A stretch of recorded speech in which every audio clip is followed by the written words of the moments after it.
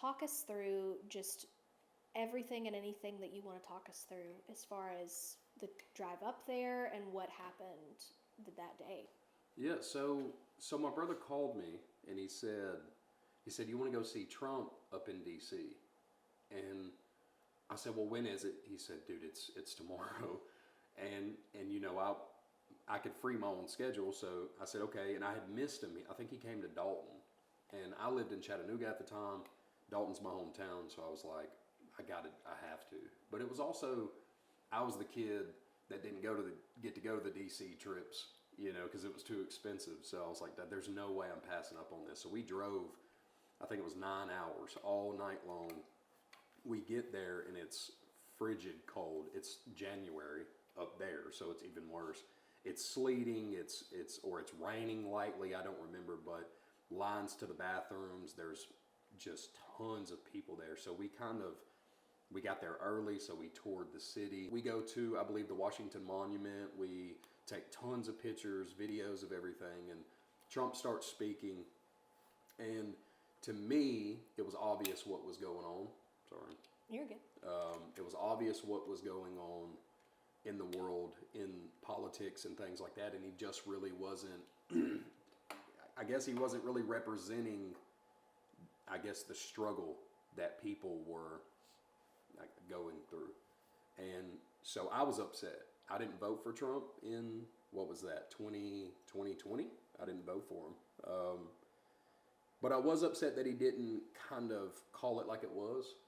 And so told my brother, I'm ready to go. Like, let's just, dude, we got 9 hours. I froze to death all day. I'm starving to death. I haven't slept in 24 hours. Like, I'm ready to go.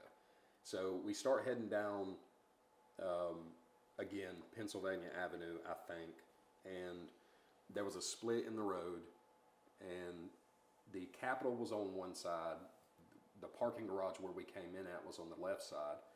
And we got to just about where, like, we had to take a left, and we were walking through some grass, and an explosion happens.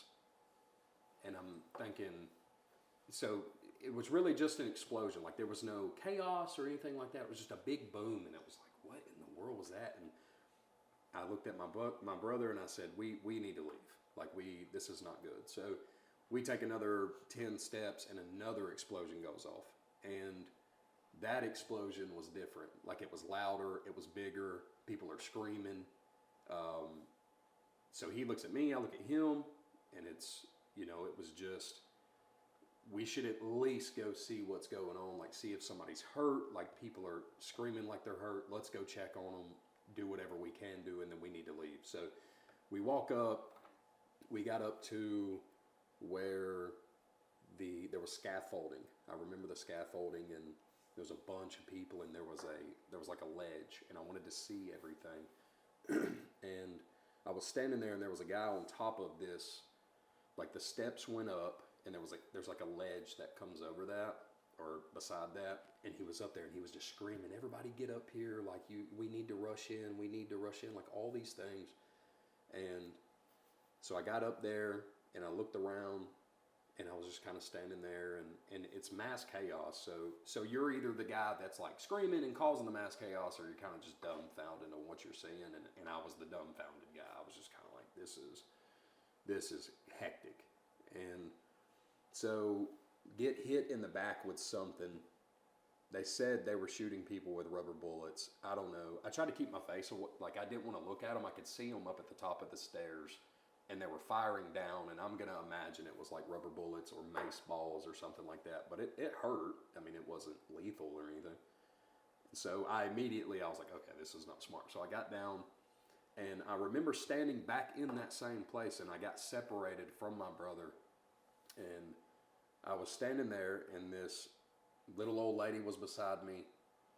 And I remember I said something to her, and I looked over, and right beside the scaffolding, there was a line of cops. And the cop just, yeah, the people are loud. Like, they're loud, but they're not, nobody's hitting anybody or pushing anybody or hitting anybody with anything. It wasn't really, they were just being loud.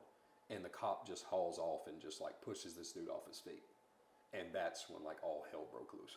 And it was like they couldn't contain it. like there was 50 police officers out there. They start shooting tear gas in. They send the riot, I guess riot police out. Biggest people I've ever seen in my life. Big riot shields and all that. Crowd swallows them up, moves them off the property, and then like everybody from that point's like cheering and, you know, kind of like they won the battle or something. And about that time they shot a tear gas canister and it landed. I've actually got a video on my phone. It landed right in front of me. And so I took, that's why I had a shirt on my face in the videos, because of the tear gas. It wasn't to hide my identity. You're not going to hide your identity from these people. So I took the shirt out, I put it on my face, I poured water over it, and I looked to my right, and that little old lady was just dying. She was just like, she was just delirious, and she couldn't breathe. She was choking.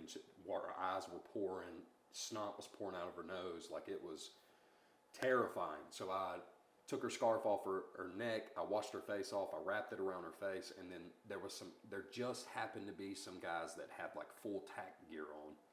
And so I told them, y'all need to get this lady out of here. So and I never seen her again. I wish I could find her, but they moved her out. And I'm not very clear on the amount of time that all I know is the amount of time that I was in the building, because, you know, that was a big deal. But I don't know how long it lasted outside of the building.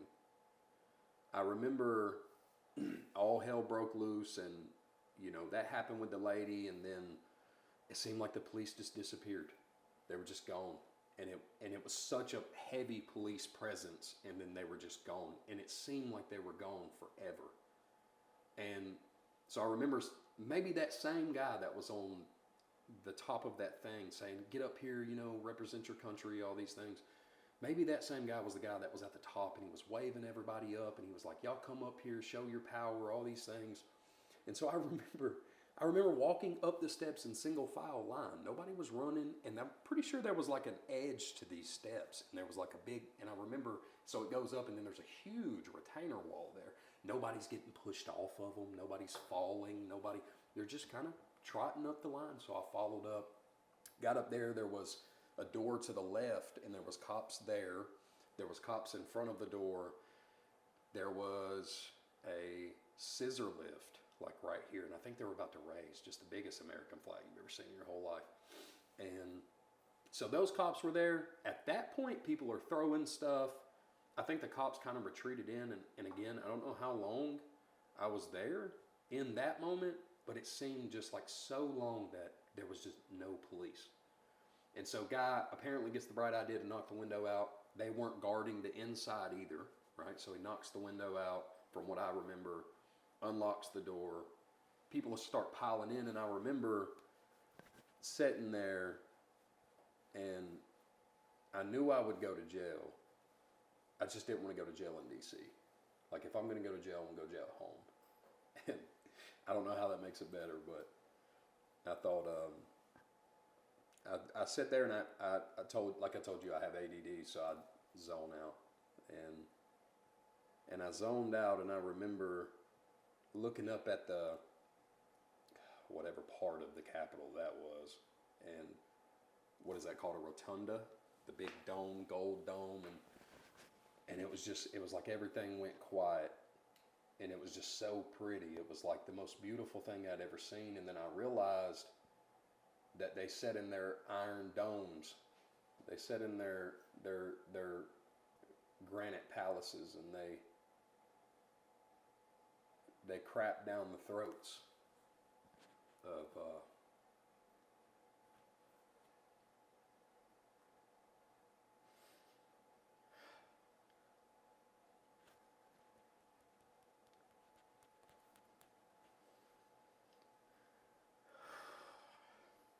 You can take a minute. That's Yeah, completely fine. Take a minute. You're good.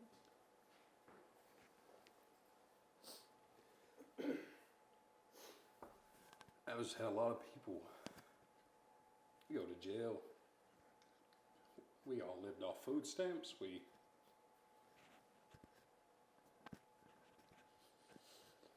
And they sit in those domes, man, and they make those decisions, and it butchers people like me. I wanted to change that for my kids. So I made my decision, and I knew I was going to go to jail. I hate to interrupt you. Sorry. Be careful with your mic because Sorry. this is important Yeah. for people to hear. I don't want them to miss it. I knew that I was going to go to jail, and I think my thought process was, there was trying times. It was trying times in America, and I'd been talking to my kids about, standing up for what you believe in, and I stood there, and everything went quiet, and I thought, how can I tell my kids to stand up for what they believe in, whether everybody considers it's bad or not? Like it doesn't. Sometimes you have to do the wrong thing for the right reasons, and I honestly believe, besides the people that did it for Instagram and TikTok, I honestly believe that a majority of those people there knew what they were doing was wrong, but I guess conservative people, whatever you want to call them, or us now, they knew what they were doing wrong, but they knew it was like something in history that people would remember. And maybe they didn't do it to be remembered individually, but I believe that it was the start of the common sense revolution. Like Trump coined that. And you have to understand, I'm not a Trump thumper. I'm not a MAGA thumper. I don't believe in large government. I just don't believe in large federal government. I believe that the Constitution has been tried, so, but I was sitting there in that moment, and I thought if I can't stand on what I tell my own children, then I'm not a man. So I remember walking in the building, and of course, I got out as soon as I could. It was terrifying, but I went in. I remember getting into the rotunda, and there was a line of police at the back side of it, and they were just scared to death. I remember that. They were just crying. I mean, I remember police officers crying, shaking, like uncontrollably. Just they truly thought that. I believe they truly thought they were going to die. And I remember walking up to them, and nobody was trying to push them or messing around. They were literally just standing in a line, and people were walking around them saying, "Hey." And I remember walking up to the guy on the end, and I stuck my hand out. And I have no idea why I did this, but I stuck my hand out, and he just kind of looked at me, and I said, "Well, that was wrong, and that's disrespectful, but I know you're scared. So I'll tell you what I'll do." And maybe I did it to antagonize or whatever it may have been, but I told him, I said, "I'll stand in front of you, and I won't let nobody hurt you, man. Like, that's not, like, we'll fight them. It's okay." And I remember a guy being beside me, he said, "You know what, that's actually a good idea." So I remember standing there, we probably only stood there for 2 or 3 minutes, and then they kind of started ushering. Like, it seemed like an usher, but that's how controllable it was. Like, it wasn't, I didn't see one single person breaking windows and man, there's so much stuff in there. There's stuff of value in there. And not one person was bashing walls in, pushing things over. They literally escorted us out of the building, the pack that I was in, escorted us out. Like, "Okay, kids, it's time for y'all to go."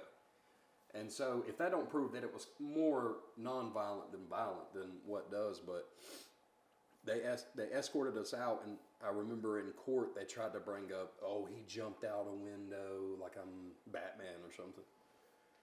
But they escorted us out of the window, and so as soon as I got out, I left. I couldn't get out of that place fast enough, and I made the mistake of going live while I was there. And so I believe that's how they found me. Actually, I had people message me on Facebook and say, I reported you to the FBI and all of those things. So all of that was in my paperwork as well. But got home, and it was normal. Besides, all the publicity and being scared to death for the next 3 years, it was normal. So I think about a year and a half goes by, and of course I deleted everything off Facebook, but it doesn't matter. Lessons learned. And everything just kind of went back to normal. And me and the wife gets pregnant.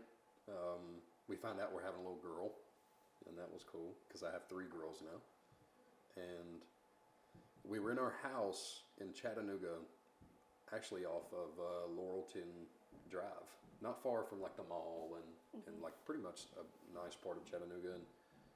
And she came in the garage. I was in the garage doing something. She came in the garage. She said, "I think there's federal agents outside our house." And I thought, oh, like that's, so time to go to jail. And I remember looking out the window, and it was almost like they wanted to be seen. Like so I lived in a cul-de-sac. It was, you couldn't drive past each other in the cul-de-sac. It was like a 1 lane. So the road is right in, my driveway was 15 foot long. Just like right in front of my neighbor's driveway, like across the street. And he was just sitting there with his window rolled down looking at my house. And I looked at him and I thought, well, if they're going to come in here and get me, they'll come in here and get me. So another year and a half goes by. And so once we seen that, it was like, that's when the paranoia kicks in and it's like, okay, and you see all these movies and you're like, God, are they like tapping my phone or bugging my house? It was terrifying. And so I actually own a cabin in Blue Ridge. So me and the wife decided to move back there. It's in the woods. You got to drive a mile just to get in my house. Like, it's not on the main road. Every single one of my neighbors are veterans. So they're going to call you. You know everybody. It's great. So life goes on. Business grows. Everything is going good. Have the baby. Baby's doing good.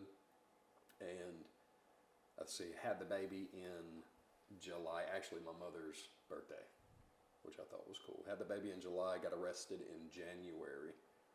So she was, roughly 5 months old, 6 months old? So go to take my daughters to school one morning, and I get a phone call, and I'm actually in the bathroom at the gas station. I always stop in the mornings to get them donuts and muffins and stuff, and I was using the bathroom, got the phone call, and the guys, and I don't remember the agent's name, but the agent said, "Mr. Hamilton, this is Agent so-and-so, where are you at right now?" And I said, "Who? Like what?" I thought it was a joke. I thought it was my buddy calling me because he knows about it. And I said, "Excuse me?" And he said, "This is Agent so-and-so. I'm here for the Capitol riots. Where are you at? Like, I need to know now. Like, wherever you're going, you need to come here." And so I called my wife. So I was walking out, and I made the decision. I thought, okay, I'm going to jail. And it is politics, and it is close to an election year, So it's like, if I go to jail, I'm probably not getting out. So I made the decision to take my kids with me. I could have took them to school and just forgot all about it. But I'm 15 minutes from the house, 20 minutes from the house. I'll get an extra 20 minutes with my kids. I get to explain myself and not just, hey, your dad's in jail. So I take that 15 minutes and I'm riding with them. And I call the wife, and the agent makes her put it on speakerphone, and I'm talking to him and I'm saying, hey, I'm on my way back. All I ask, I'm coming back. I'm not going to go anywhere. I have nothing to hide from you. But just don't arrest me in front of my kids.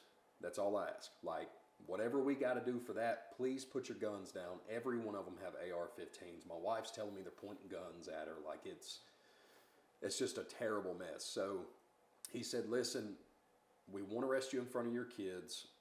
Just come back. We're not going to throw you around, or we're not here for that. We're just simply here. He said, honestly, if you'll just come back now, I can probably get you out today. And I'm thinking, okay, do I trust them? Like, does it even matter? They're going to find me. There's nowhere I can go. So I start heading back, and I'm speeding, and I think this is funny. I'm speeding, and 515 is a terrible place to speed. There's troopers all down 515. So I get pulled over, and the cop walks up to the window, and he says, why are you going so fast? And I said, listen, you're not going to believe me, but I've got federal agents raiding my house. He's told me to get back as soon as possible. It's for the January 6th riots. And the guy looked at me and said, you're going to have to make up something better than that. I said, no, listen. And the guy said, sir, we'll message you on the radio, however that works. And so he goes back to his car, he comes and he says, I'm going to give you an escort back, but don't go anywhere. Like you stay right in front of me. He did stay behind me. He said, I'll be right behind you. So I'm taking my time at that point. And get back to the house. They did honor their word. So they grabbed my phone, number one, and we'll get into that. But they let me take my kids in and love you, kisses and all that stuff. And they pulled me around because I have a sunroom on my cabin. So they pulled me around to the sunroom, and the wife had the kids in the living room so you couldn't see anything, and put me under arrest there. And then the thing that I found odd is I've been treated worse for a speeding ticket. Those guys, I actually ended up talking to the officer after the arrest and everything and said, dude, 10 out of 10. Like if I ever get arrested by the federal government again, I think I'd go with you. Fantastic human beings. Like they were some of the nicest cops I've ever met in my life, or agents, or whatever you want to call them. So they let me change, and they asked me a few questions. They take my phone from me, and then, I'm off to Gainesville. He said, look, if I can get you to Gainesville, we can. And it was almost like he was helping me. And it was like, why would you help me? You just raided my house. Like, how does this make sense? And so we get in the car. It's like an hour and a half drive. I don't remember. And I've learned my tricks. He said, I said, you haven't read me my Miranda rights yet. And he said, yeah, I haven't started asking you questions yet, but if you'd like, I'll read them to you. Maybe I can ask you some questions. And I said, this isn't my first rodeo, nothing violent, but I know to not talk to you, like respectfully. And he said, no, that's fine. That's fine. You don't have to say anything to me at all. And I get in for booking. They take my fingerprints. The federal agents do. They take my fingerprints, and it's a U.S. Marshal booking me. And I'm thinking, well, that's pretty cool. It's a U.S. Yeah, how many times have you seen a U.S. Marshal? Like, I just thought it was cool because I used to be a history buff, and so I'm just really into all that kind of stuff. And I remember fingerprinting, and I sit down, and I was still in my handcuffs and everything, and chains on my feet and stuff. And he said, soon as the federal agents, they said, Mr. Hamilton, we appreciate you, cooperating with us. We'll make sure to, let the courts know, and if you, all that good stuff. And when I walked in, I was like, whoa, like this is different. Like it's everything federal is different. And he said, the United States of America against Zylas Hamilton. And I was like, I think my wife was behind me, and I kind of looked at my wife like, I'm in a lot of trouble. Like this is not normal. This isn't a traffic ticket. I'm going to jail for a very long time. I start going through everything with the lawyer, and start going through. She asked me. She said, "Look, I just need you to be 100% transparent with me," and I have been through this entire process. And I told her, I said, "I'll tell you everything you need to know," and we start going through the details. They know every step that you took, and they can probably pinpoint it. You know what I'm saying? Timestamps everything. You're on 17 different cameras. Your vehicle. You even got a ticket on the way out of DC. Like you're not in good shape. And I remember going through all of that, and we had to do like a character, it was like a character sheet. And so you go from pretty much your parents to you being born to your entire life. And that was hard in itself. I cried tears, like typing all of that out, because I realized like how truly traumatic a lot of things were that I'd gone through. And so we get through with all of that, and the court date's coming up, and they give the older gentleman, he's in his 70s, they give him 2 years, and I'm thinking, if age won't get me out of this, probably nothing will. And so the day of court comes up, and the only thing I regret is I wish I would have flew to DC and went to court in person. But I thought, well, it'll take them a little while to come get me if I go to jail, so I'll get some more time with my family. So I stayed, and So we did everything over Zoom, and we go through the whole thing, and even the DA dropped. They had 4 charges.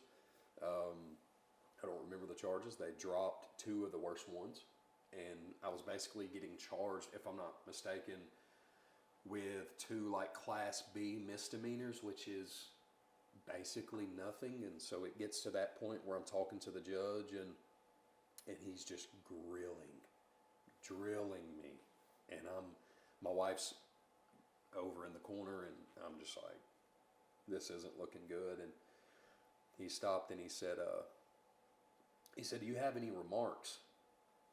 And I said, Your Honor, I do actually. And I think my lawyer was sweating bullets, because that's what gets everybody in trouble, right? And I said, I know what I did was wrong, but I did it for the right reasons. And sometimes doing wrong things for the right reasons get things solved. And if I have to go to jail if I have to be the guy that got taken down or go to jail or whatever it may be, for people to truly understand what's going on, then I'll be that guy. And he kind of just looked at me, and I said, my lawyer wanted me to write down every good thing I've ever done in my life. And I said, I didn't want to. I want you to judge me for who's standing in front of you and what you see today. And if that means jail time, I'll take it on the chin. I just want to get this over with. I've got a new baby. I've got a business to run. I've got a wife. It's been 3 years. I've gotten married. I've done I'm doing the best I've ever done in life. And I said, I'll take it on the chin. I'll do whatever you want me to do. Just let's get it over with. As he said, but Mr. Hamilton, I respect you as a man. I respect the father that you are. And I don't think you need to go to jail. And I was just like, oh God. Okay. And so by the end of it, they gave me 30 days house arrest, 2 years probation, and 60 hours community service. And so past that point, it was, I had to go check in with the probation officer. And I remember, this wasn't long ago. This was like 6 months ago. I think I've been on probation for maybe 6 or 7 months, something like that. And so they tell me, hey, you have to report, and here's your reporting officer. I paid my dues, right? I sent them there $1,500, I think it was. And what is that, restitution? But I'm happy about what I did. And I'm tired. I had to keep my mouth shut for a long time. I can't tell you how many times somebody tried to interview me. And you can chop this up however you want to chop it up. But we don't have to hide anymore. You can be proud of who you are and not be racist at the same time. You can fly a Trump flag if you want to and not hate black people at the same time. It's okay. It doesn't have to be that. You can be a white woman, right? And not have to go against a man in sports, and that's okay. You do not have to worry about men coming in your bathroom anymore. They won't do it around people like me, so I've never experienced it. I hope you haven't, or you, right? But if I had to go through all this hell, and in my opinion, it wasn't even that much. I told you, my story's boring. I went in the building for 14 minutes. I came out, I went home, and I hid for 3 years. And they arrest me, and they slap me on the wrist, and I get out. And yeah, I had to fight. But there's people that have done years and years in prison. And I didn't have to pay that price, right? So, but I also, didn't beat the hell out of police officers with flagpoles and have... what are those called? Molotovs in my truck and an arsenal and bulletproof vest and all of these things. I personally believe those people were there for the wrong reasons. But I would say 95% of those people were there because they were so tired of being beat down by this agenda. And you can call it whatever you want to call it. To me, it's corrupt. government. That's what it is.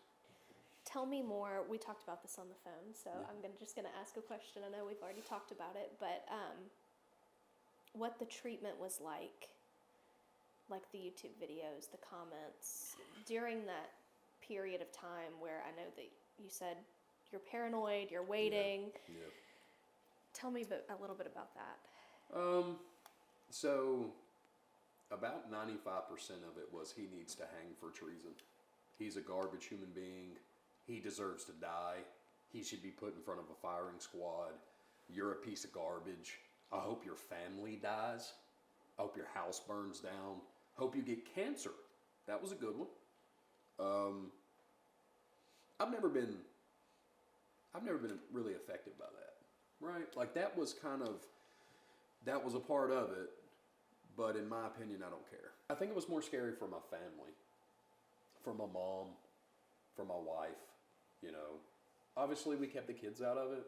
I mean, as much as we could, you know, but I think she was terrified. I think truly she was terrified to her core. And there was nothing I could do about it. You're doing almost $1 million a year in sales and you lose half of it because of a viral video of something like I had to move. I lost my house. It was a rental. I lost my house. I lost my shop. I lost my business, like almost in its entirety. At the same time that I'm like, I just had a baby, you know? So then Trump, you know, we're going through the election year, and I did vote for him this time. I was like, okay, like, yeah, you have my vote 100%. I don't care how anybody feels about it. I've been through enough. So they've already said all the bad things about me, so it doesn't matter anymore. So voted for him. He starts talking about pardoning, and I never doubted it. Do you feel like you did anything wrong? And if so, do you feel like you deserve to have what happened happen? I think I don't feel like I deserved it, but I expected it. And so you kind of have to take like the good with the bad. So as far as, okay, so how do I feel? Do I feel like I did something wrong? Yes. But I feel like I did it for the right reason. After going through all of this, I'm glad I did it. Good. I didn't go to jail. And I got pardoned. And you got to do something bad to get pardoned, right? As my brother just told me 2 hours ago. So I didn't not do something bad, you know. I got pardoned for a reason, but what I know is that day will go down in history as, I believe, the beginning of a revolution that was created the right way. What does that change for you? Well, number one, my freedom, right? No probation, things like that. But I think past that side of it, like as far as being on probation and the worry, life looks absolutely fantastic for me. I had the very, very rare chance of being a part of something that mattered. And I've got a piece of paper from the President of the United States that shows that. So it's going right there on my wall. And I'm proud of it.